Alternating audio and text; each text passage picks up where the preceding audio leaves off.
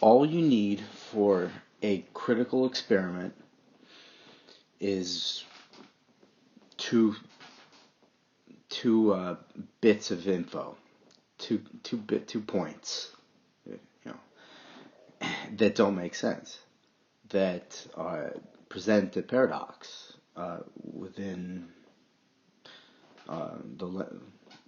the given level of sophistication uh, that it's that on which it exists. Introduce a third point, and then you can really now you really have introduced uh, a lot more to think about. So now you have this the relationship between the first two, the relationship between the first and the last, the second and the last. So you already you're multiplying, and then considering them all at once. Now you're really multiplying your really your ability, you're multiplying your testing of the hypothesis that I first identified the paradox. And I bring that up because it's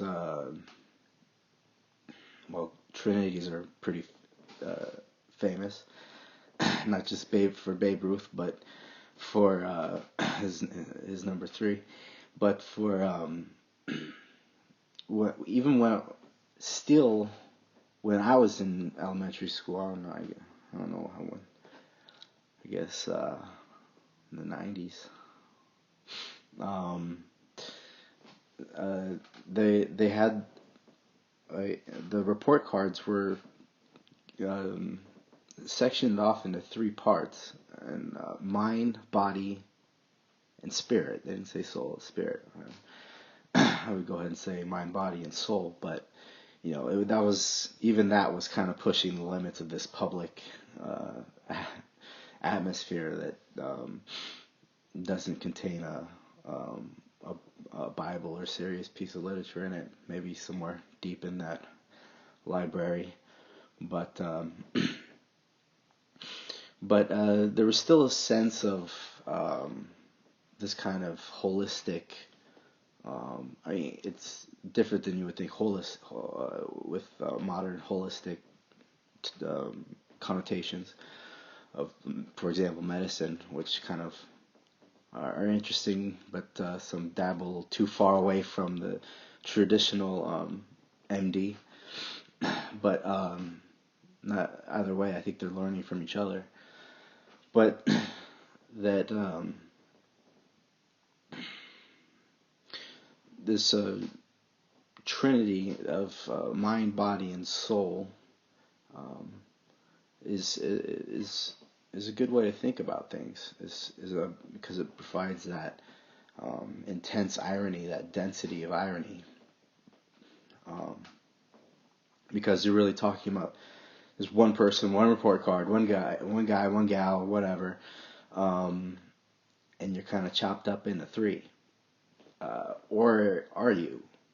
Is it saying that there can be three really interesting, almost complete in themselves, way of describing the human being, the one beautiful elementary school child that that maybe, I don't know how beautiful I was as a child, but I'm sure polite people wouldn't say too much.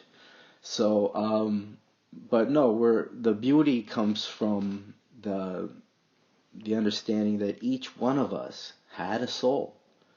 Each one of us had a body to take care of, a soul to take care of, and a mind to develop and take care of. And all too often, we're pulled too far in one direction or two directions. I think without all three, you'll get lost eventually. You start. I'm not going to go through all the different ways that you can go crazy, lose your bodily vitality or even corrupt your soul. I think we know the examples, both modern and ancient. Uh, but that and that's at a certain point in the memorial, in Lynn's memorial, Dennis mentioned that Socrates, in doing something, intention and consciousness or something like that, all three of them were one. I think it sort of goes at this direction, because if your mind is right, if you have a strong moral compass, and you have the courage, the courage to follow through with those things, and to yes, take care of your body as a temple, sure, as a temple of God, because we only have it for so long, our body, our atoms, well, the transmigration of our atoms, we're constantly bringing in and letting out, shall we say, atoms and chemicals, and the whole biological process is rather constantly in flux. And so even this temple is temple in flux. The things that will compose it from time to time, even they don't belong to us. Even within our living lifetime, we will shed the skin, the skeletal, and still be living with others to take its place as it naturally would do. So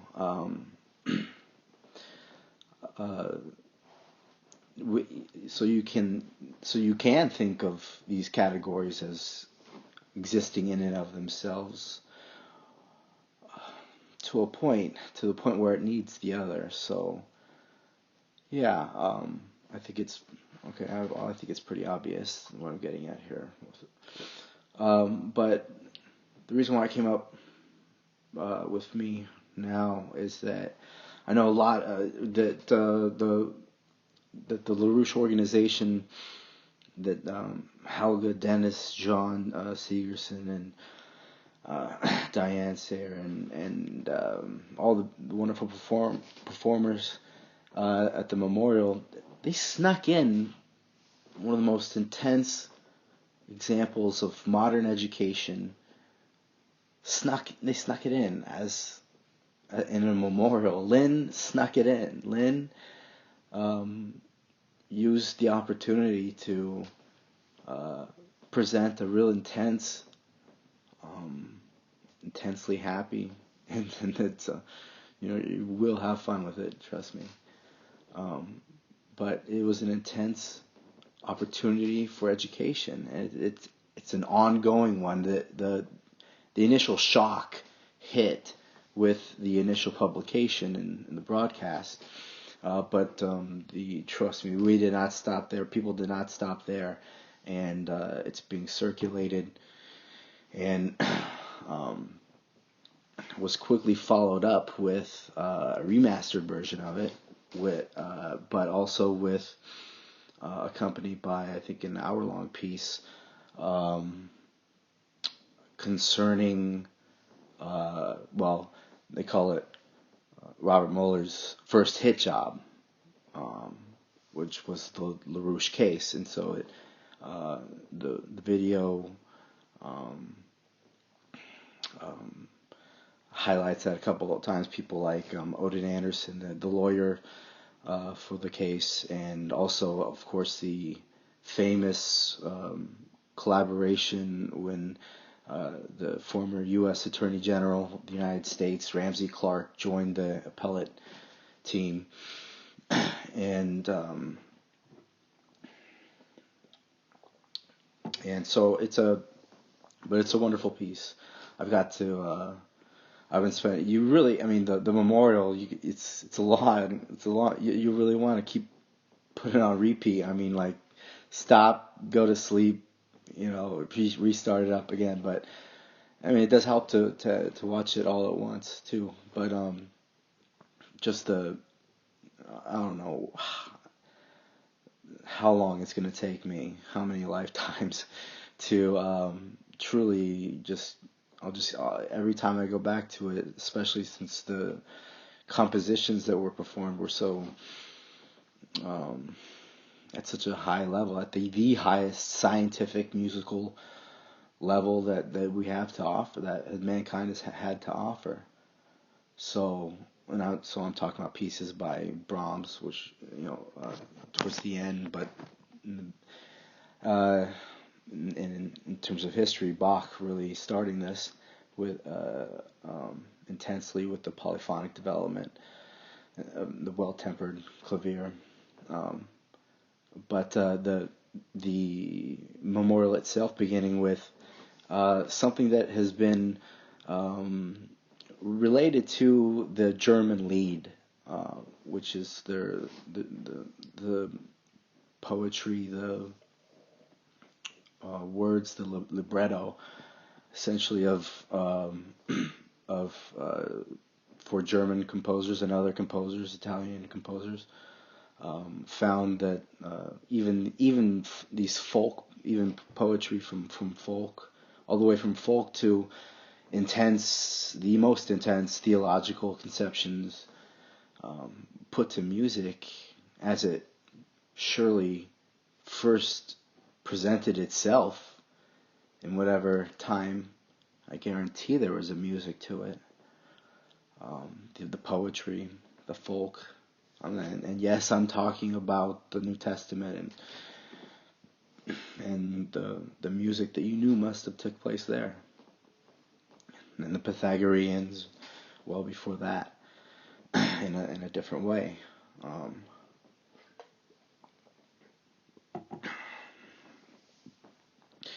Uh, and so I knew people would, having experienced this incredible educational, educational, if you want to call it, I mean, like, this is human development, human discovery, self-discovery, the type of opportunity for self-discovery that did take place and was taken up on, must have provoked the kind of passion that these composers were trying to provoke, that these performers did provoke. And so then the person, I'm just trying to imagine let's just say the first timer, let's just say a rookie, comes in, first performance, first conference, first dip into a density of classical education. Wow. I mean, wow. I remember, my first flash bulb, light flash, when I discovered classical education as a human self-discovery, and I was floored.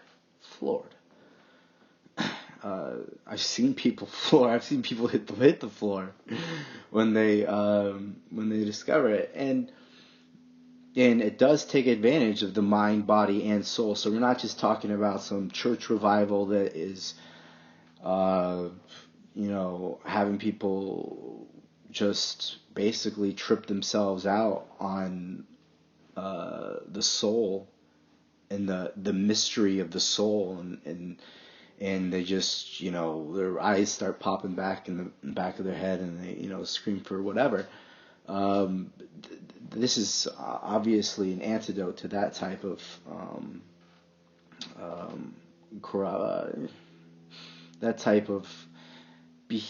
culture that can use an upgrade, can use a body and a courageous intellectual upgrade.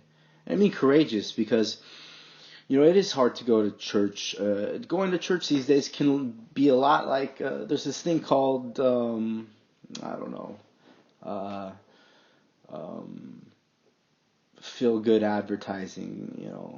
It's got a whole academic field behind it. I know people with the degrees. and buy a cup of coffee and save a dolphin or something. But it doesn't do anything, And we've always had these commercials on the TV for decades about, an African child and, give $1. And meanwhile, the global economic structure is pounding down that to it, the structure to which we all bow as citizens of a republic. We very much so inappropriately bow to an economic system that has led to the oppression of again the vast majority of mankind. And so that you do this small little local act, and then you feel good about it. And meanwhile, you're crushing them. You're crushing them with war, with famine, with bankruptcy, with unearned bankruptcy, and so it's only a matter of time until that little itty bitty local thing of good crashes into reality, and now what? Now you gotta really think about reality if you didn't before. So you gotta think about it. You gotta use your mind, your intelligence. Well, again, so people were provoked by this very passionate, amazing memorial, and there's like, okay, so what is this LaRouche organization? And that's that's for you to answer. And you will find I guess I've found, maybe I've made it up out of thin air and I'm just making it up, but there's a kind of Trinity of the organization, which is, you might say, you would find at the LPAC, the LaRouche PAC, Political Action Committee, is just courageously going forward. And I mean, not just courageous, but forward and good. And how do they know it's forward? Because they studied it and they figured it out that it is forward. So they're using their intellect, and they're actually, and they know, they've forecasted if we misbehave or if we do this thing properly, what are the consequences, and they choose to do the right thing. So you have this Trinity, and I mean, Executive Intelligence Review, EIR, okay, so you have LPAC, which is out there on the streets. You got EIR, which is reviewing and gathering and affecting and influencing the intelligence and counterintelligence, really. But it's the Executive Intelligence Review, that's what it is. And it's doing where would we be without it? I mean, give me a break. This is the best. Well, first of all, this is the best of all possible worlds, so we don't have to worry about that.